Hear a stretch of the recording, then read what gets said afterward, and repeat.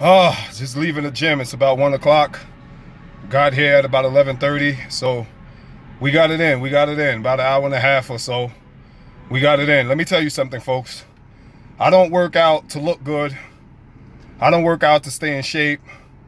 I don't work out for the aesthetics or the vanity. The aesthetics and the vanity is collateral.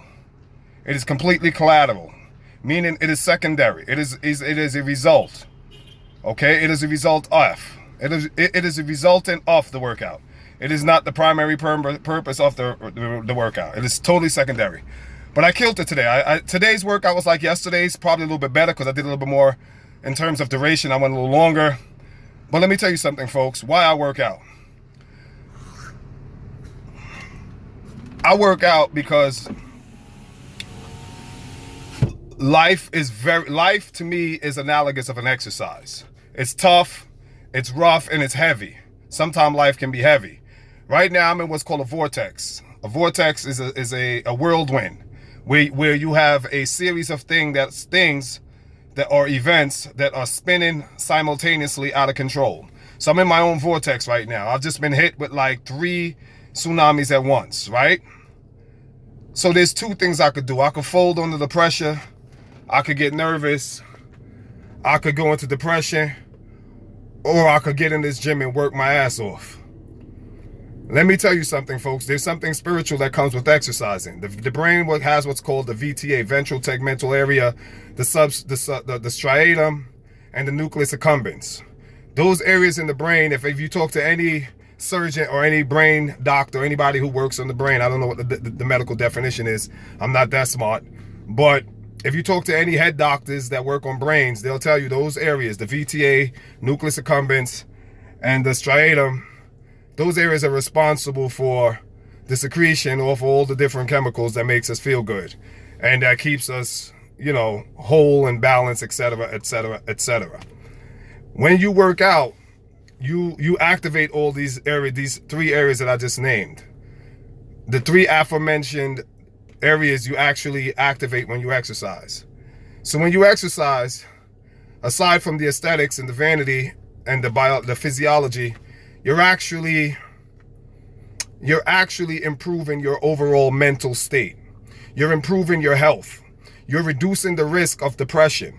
You're reducing the risk of any kind of despair, misery, and lasting negative thinking, negative thoughts. You mitigate drastically, substantively, all of these negative ailments and impairments that impede, assault, attack, and impinge, infract, and violate us on so many different ways.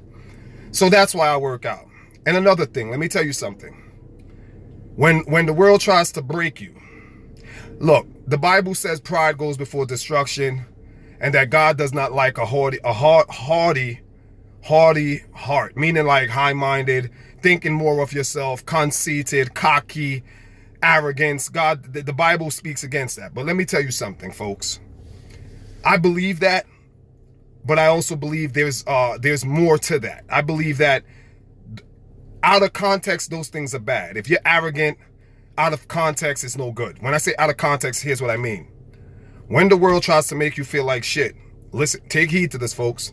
When people try to break your confidence, when people try to step on your self-esteem, and they will, when people try to take shots at your ego, your manhood, your being, yourself, when the world tries to degrade you, okay? I'm of the opinion that you need to be cockier than a motherfucker. Right now, in the state that I'm in my tsunami, my vortex, I am cocky as a bitch. Anybody under the sound of my voice, hear me and hear me well. I am a conceited motherfucker right now. I am cocky as shit. I believe in myself more than ever before in my entire life. I just bought a house, so I ain't even got money like that right now. My money is funny right now. I got to rebuild. I'm recouping because I just put a wad of cash down for this house. And let me tell you something.